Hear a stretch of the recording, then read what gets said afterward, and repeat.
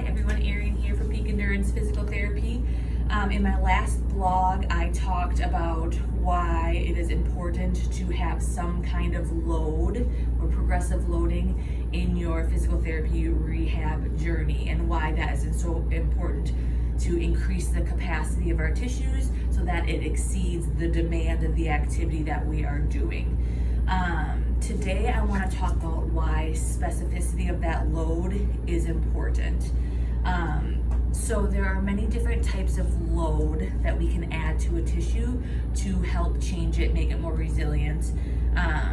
The number one thing that most people think about is weight, right? We add weight to a squat, or we add weight to a shoulder press to make our muscles stronger. But that's not the only way we can add load. We can add load with volume, okay? This goes more into an endurance kind of factor. Instead of running for 30 minutes, okay, if we improve our ability to tolerate volume, we can now run for an hour, that kind of thing. The other thing to think about with load is it doesn't have to be weight or rep related, it can be speed related. This one's very important because this one often gets left out of the rehab process. We cut the rehab process short. Oh, your muscles are strong, you're pain-free with squatting, you're good to go. But that's not always the case.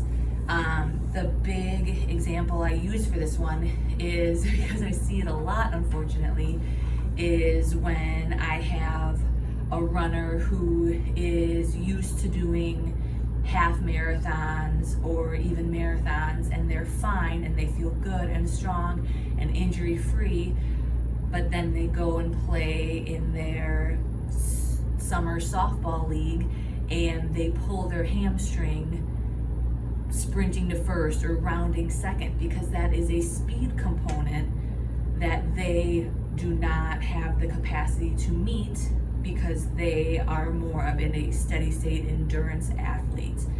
So when we progressively overload in the realm of PT and rehab, we need to make sure that the load not only exceeds the demand of the exercise that we're wanting to do, but that it is also specific to the demand that we are wanting to do, such as, again, sprinting to take off to first base after a hit in a softball game versus steady state running a half marathon.